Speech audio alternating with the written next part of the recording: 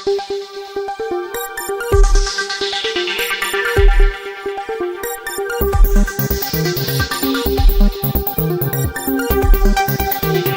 भावाला जाऊन आज बरोबर 2 महिने झाले. 28 जानेवारीला माझ्या भावाचं प्लेन क्रॅश झालं. 2 महिने झाले या गोष्टीला. एखाद्या कुटुंबातला कर्ता पुरुष जेव्हा जातो ना, त्याचं दुःख त्या कुटुंबालाच माहिती असतं. आम्ही पण हे भोगलेलं. मग विमानात जाऊ दे का गाडीत जाऊ दे किंवा रेल्वेमध्ये जाऊ दे, सुरक्षितता ही अतिशय महत्वाची झाली. आणि सुरक्षितता कशासाठी? तर माझ्या भावाचं प्लेन पडलं. 2 महिने झाले. माझ्या कुटुंबाला कुठे न्याय मिळाला? आमच्यासारखा कुटुंबा, माझा भाऊ डेप्युटी चीफ मिनिस्टर होता महाराष्ट्राला, त्याला जर न्याय मिळत नसेल तर सर्वसामान्य माणसाला न्याय कसा मिळणार?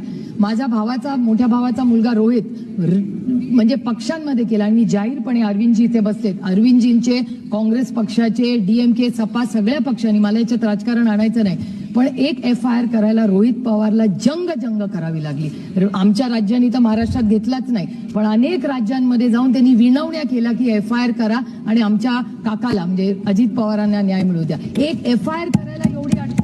आणि जर या देशाच्या डेप्युटी चीफ मिनिस्टरची जेव्हा एवढा मोठा ऍक्सिडेंट होतो त्याचा FIR होत नाही तर सामान्य माणसांनी जायचं कुठे? तो माझा भाऊ जेवढा होता, अजित पवार जेवढा माझा भाऊ होता, तेवढाच महाराष्ट्रातल्या प्रत्येक मनामधला एक लाडका नेता होता. तर आज एवढ्या मोठ्या नेत्याचा एवढा मोठा ऍक्सिडेंट झाल्यावर इन्क्वायरी व्हायला नको? माझी विनम्र हात जोडून महाराष्ट्र आणि भारत सरकारच्या एवढीच विनंती आहे की पारदर्शक इन्क्वायरी व्हावी सगळ्याच ऍक्सिडेंटची.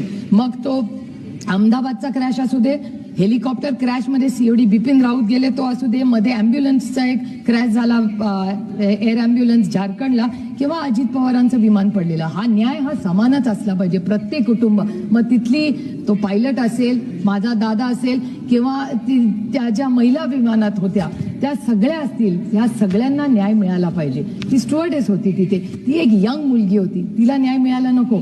माझी एवढीच विनंती आहे की ब्लॅक बॉक्स, आधी आम्हाला सांगितलं ब्लॅक बॉक्स मिळणार, आता सांगितलं खराब झाला. मग ब्लॅक बॉक्स, रोहित पवारांचे प्रयत्न, महाराष्ट्राच्या माननीय मुख्यमंत्र्यांनी काल याच्यावर स्टेटमेंट केलं.